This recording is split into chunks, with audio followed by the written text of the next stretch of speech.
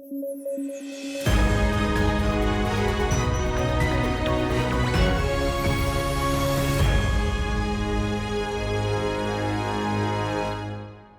News at 9 programme में आपका स्वागत है। मैं हूं अमृत उपाध्याय। आइए जल्दी से देखें आज के हेडलाइंस। स्टील इंडस्ट्री को डीकार्बोनाइज करने की योजना। आईआईटी बॉम्बे ने तैयार किया hydrogen based direct reduction of iron method. सालाना 3.7 बिलियन टन CO2 प्रोड्यूस करती है स्टील इंडस्ट्री। महाराष्ट्र के बुल्ढाणा में बालों के झड़ने का मामला। एक्सपर्ट ने जारी की रिपोर्ट। गेहूं में सेलेनियम की ज्यादा मात्रा को माना गया जिम्मेदार। ब्लैक प्लास्टिक को लेकर हुई रिसर्च। प्रोडक्ट्स में मिला BDE 209। ह्यूमन हेल्थ के लिए नुकसानदेह है BDE 209। स्टील अर्थव्यवस्था और अवसंरचना का एक बेहद जरूरी हिस्सा है, लेकिन चुनौती यह है कि इसका उत्पादन पर्यावरण को बहुत नुकसान पहुंचाता है। दरअसल स्टील के उत्पादन में फ्यूल के तौर पर कोयले का इस्तेमाल होता है। इसके लिए एक बार स्टील बनता कैसे है, इस प्रोसेस को समझना होगा। देखिए, स्टील के उत्पादन में कार्बन आयरन अयस्क के साथ क्रिया करके मोल्टन आयरन या फिर पिघला हुआ लोहा उत्पादित होता है। फिर इस पिघले हुए लोहे से स्टील बनती है। इस प्रोसेस में जो कार्बन है वो कोयले और प्राकृतिक गैस से हासिल किया जाता है, जिससे बड़ी मात्रा में कार्बन डाइऑक्साइड गैस उत्पादित होती है। वैश्विक स्तर पर हर साल steel industry 3.7 billion tonne carbon dioxide का उत्पादन करती है, जो कि कुल कार्बन एमिशन में 7 से 9% की हिस्सेदारी रखता है। इस चुनौती से निपटने के लिए आईआईटी बॉम्बे ने एक सॉल्यूशन निकाला है। आईआईटी बॉम्बे का ये मेथड स्टील इंडस्ट्री को डीकार्बोनाइज करने में अहम भूमिका निभाएगा और इस मेथड का नाम है hydrogen based direct reduction of iron HDRI। इस मेथड से ग्रीन हाइड्रोजन तैयार की जाती है। इसका यूज स्टील बनाने के लिए किया जाता है। HDRI में स्टील बनाने के लिए कोयले की जगह हाइड्रोजन का इस्तेमाल किया जाता है और इसके चलते स्टील मैन्युफैक्चरिंग में बाई प्रोडक्ट के तौर पर केवल जलवाष्प का उत्पादन होता है। अब ये ग्रीन हाइड्रोजन जो है, इसके लिए वाटर इलेक्ट्रोलाइसिस का इस्तेमाल होता है। वाटर इलेक्ट्रोलाइसिस में इलेक्ट्रिसिटी का यूज करके पानी को हाइड्रोजन और ऑक्सीजन में ब्रेक किया जाता है। इसमें यूज होने वाली इलेक्ट्रिसिटी को अगर नवीकरणीय स्रोतों जैसे कि सौर या पवन ऊर्जा से हासिल किया जाए तो हाइड्रोजन को नाम दिया जाता है ग्रीन हाइड्रोजन। लेकिन जब इस ग्रीन हाइड्रोजन का उत्पादन इंडस्ट्रियल लेवल पर किया जाता है तो इसका उत्पादन कॉस्टली पड़ता है, क्योंकि इस प्रोसेस में कैटलिस्ट के तौर पर प्लैटिनम और पैलेडियम का इस्तेमाल होता है, जो कि महंगी भी है, साथ ही हार्श और रिमोट कंडीशन में कारगर भी नहीं है। इस प्रॉब्लम से निपटने के लिए आईआईटी बॉम्बे ने कोबाल्ट को कैटलिस्ट के तौर पर इस्तेमाल किया है, जो कि प्लैटिनम और पैलेडियम के मुकाबले सस्ता है। बीते दिनों खबर आई थी कि महाराष्ट्र के बुल्ढाणा जिले में लोगों में हेयर लॉस के मामले तेजी से देखने को मिल रहे थे। दरअसल दिसंबर 2024 से जनवरी 2025 के बीच बुल्ढाणा के 18 गांवों में 279 लोगों में अचानक बाल झड़ने और एक्यूट ऑनसेट एलोपेसिया टोटलिस के मामले सामने आए। इसके बाद इस मामले की जांच के आदेश दिए गए। इसके बाद इस मामले में अब मेडिकल एक्सपर्ट रिपोर्ट आई है। रिपोर्ट के मुताबिक बाल झड़ने की वजह है गेहूं में हाई सेलेनियम कंटेंट। ये गेहूं बुल्ढाणा में लोकल राशन शॉप से खरीदा गया था, जिसकी सप्लाई हरियाणा और पंजाब से की गई थी। देखिए, सेलेनियम एक खनिज है जो मिट्टी, पानी और कुछ खाद्य पदार्थों में प्राकृतिक तौर पर पाया जाता है। लोगों को सेलेनियम की बहुत कम मात्रा में जरूरत होती है, जो कि मेटाबॉलिज्म बनाए रखने के लिए जरूरी होता है। एनालिसिस से पता चलता है कि स्थानीय रूप से उगाई जाने वाली गेहूं की किस्म की तुलना में ये 600 गुना ज्यादा सेलेनियम इसमें था। रिपोर्ट के मुताबिक प्रभावित लोगों के ब्लड, यूरिन और हेयर सैंपल्स में सेलेनियम की मात्रा ज्यादा होने के साथ जिंक की भी मात्रा कम पाई गई। ये इम्बैलेंस सेलेनियम की ज्यादा मात्रा के चलते हुआ। अथॉरिटीज ने रिपोर्ट आने के बाद लोगों से हाई क्वांटिटी वाले सेलेनियम गेहूं को खाने से मना किया है, जिसके 5-6 हफ्तों के बाद लोगों के बालों में एक हद तक रीग्रोथ देखने को मिली है। दोस्तों, अगर आप यूपीएससी एस्पिरेंट हैं तो आपके लिए गेम चेंजिंग अपॉर्चुनिटी है स्टडी IQ का नया संपूर्ण बैच। एक कॉम्प्रिहेंसिव प्रोग्राम जिसमें टॉप एडुकेटर्स के साथ 1000+ आवर्स की live classes, personalised mentorship and hand written notes से लेकर PRP, MRP जैसे इंटेंसिव प्रोग्राम्स हैं। प्रीलिम्स और मेंस स्कॉलरशिप के तहत प्रीलिम्स क्लियर करने पर पूरी फीस रिफंड हो जाएगी। टॉप परफॉर्मर्स के लिए हर मंथ 11,000 रुपीज का cash reward. Economically weaker sections के लिए स्पेशल उड़ान स्कॉलरशिप भी है। X secretary Anil Swarup sir खुद गाइड करेंगे आपको इस जर्नी में।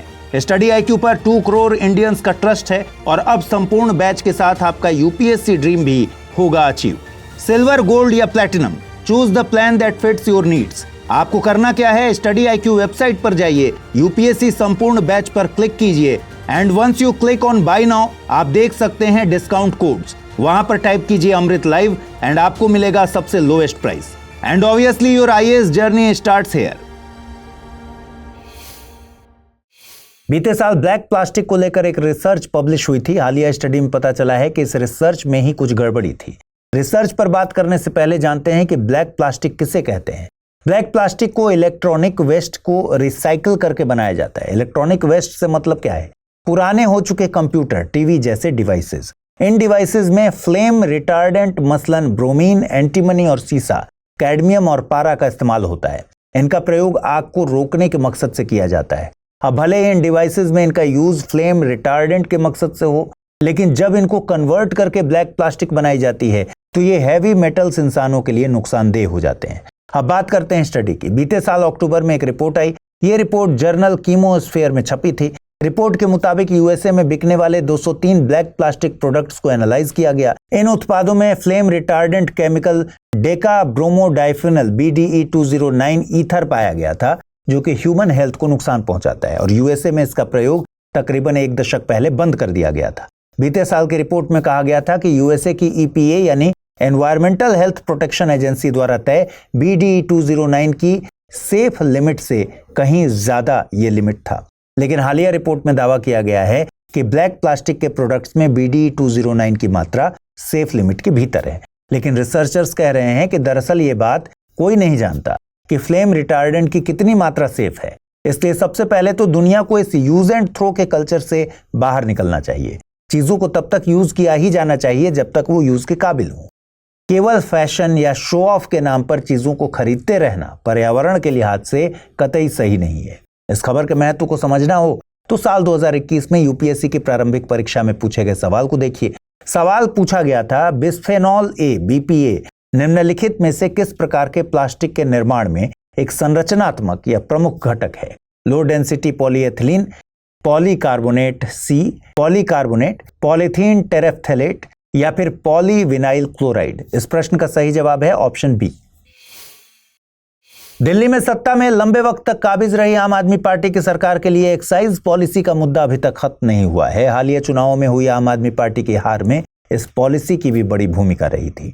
अब आम आदमी पार्टी के कार्यकाल की परफॉर्मेंस पर आधारित कैग की रिपोर्ट दिल्ली विधानसभा में पेश की गई है। कैग की रिपोर्ट के मुताबिक 2021-22 की एक्साइज पॉलिसी के चलते दिल्ली सरकार को 2000 करोड़ रुपए से ज्यादा का नुकसान हुआ।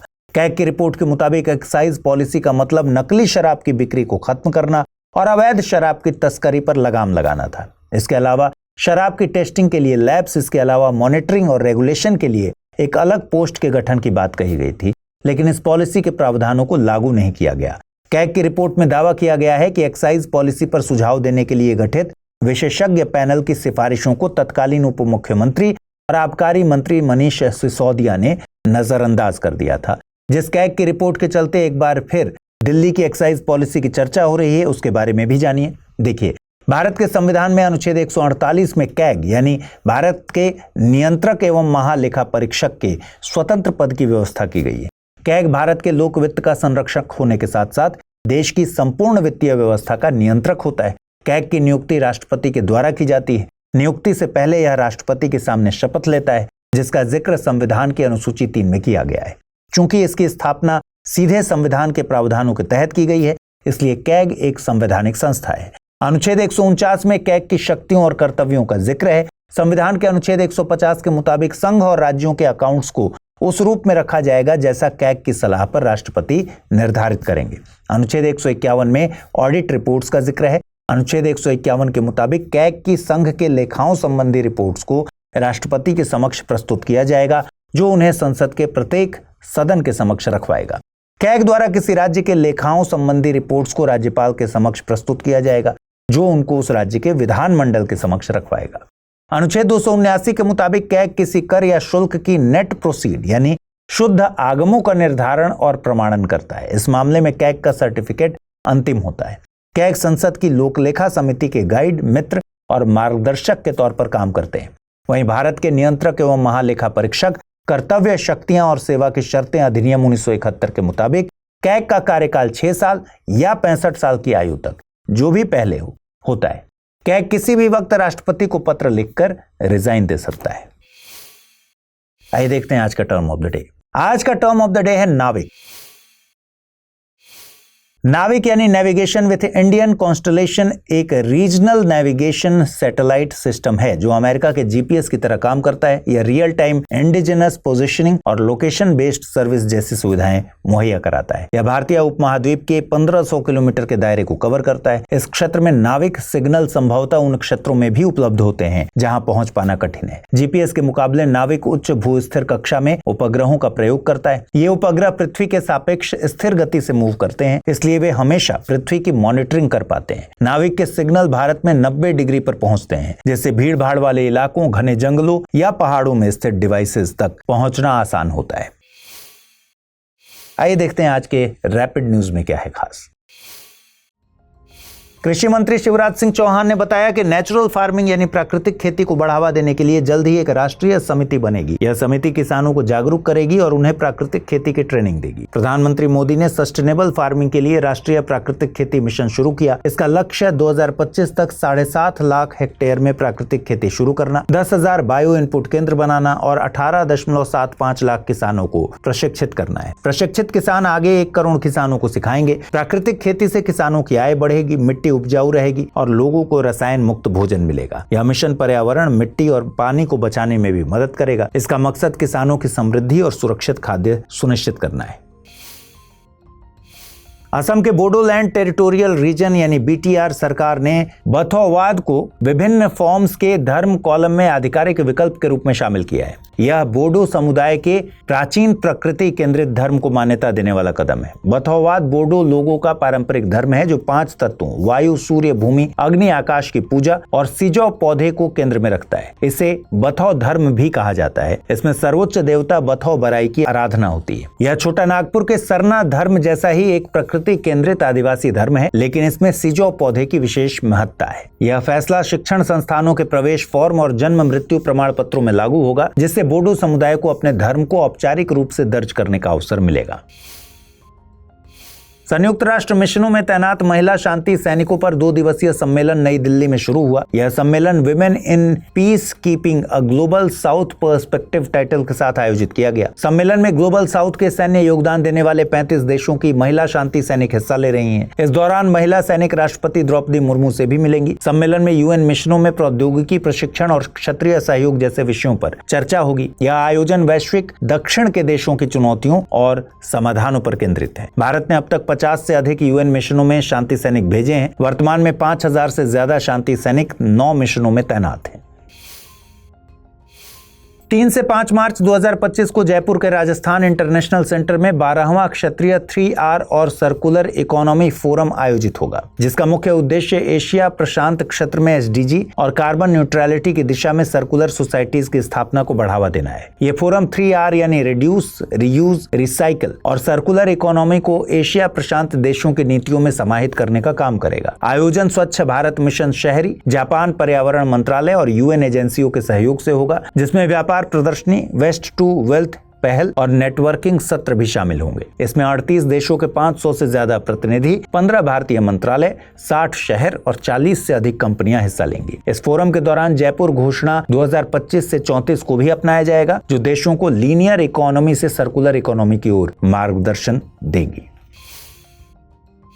प्रधानमंत्री नरेंद्र मोदी ने मन की बात कार्यक्रम में कर्नाटक के बीआरटी टाइगर रिजर्व के सोलिगा आदिवासियों का जिक्र किया। उन्होंने कहा कि यहाँ बाघों की संख्या बढ़ाने का श्रेय सोलिगा समुदाय को जाता है, जो बाघों को देवता मानकर पूजते हैं। इससे इंसान जानवर टकराव कम हुआ है। सोलिगा तमिलनाडु और कर्नाटक के वनों में निवास करने वाले आदिवासी समुदाय हैं। 2011 में ये भारत के पहले आदिवासी समुदाय बने जिन्हें टाइगर रिजर्व के अंदर रहने और वन अधिकार पाने का कानूनी अधिकार मिला था। इनकी मुख्य भाषा शोलागा है, जिसका संबंध द्रविड़ परिवार से है। साथ ही ये कन्नड़ और तमिल भी बोलते हैं। बांस मिट्टी से बने एक कमरे के झोपड़े में रहने वाले सोलिगा झूम कृषि और जंगल उत्पादों जैसे शहद आदि पर निर्भर हैं। इनकी आस्था हिंदू रीति रिवाजों के साथ साथ प्रकृति में भी है।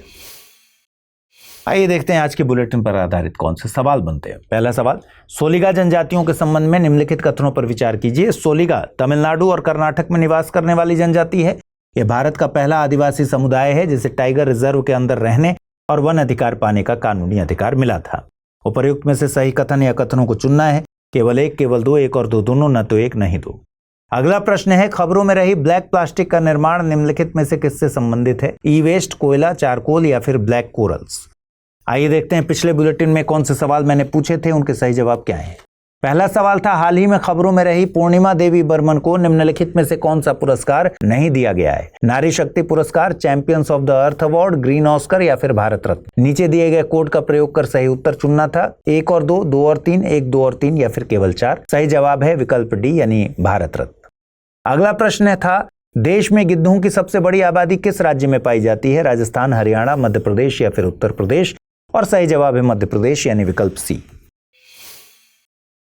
तो आज इस बुलेटिन में इतना ही। कल रात 9 बजे फिर से आपसे मुलाकात होगी। ख्याल रखिए अपना, ठीक से पढ़ाई कीजिए। अगर आप इस बुलेटिन की पीडीएफ हासिल करना चाहते हैं, अमृत उपाध्याय 007 टेलीग्राम चैनल है जिस पर इसकी पीडीएफ रोजाना मिलती है। और आज पूछे गए सवालों के जवाब कमेंट सेक्शन में जरूर दीजिएगा। नमस्कार।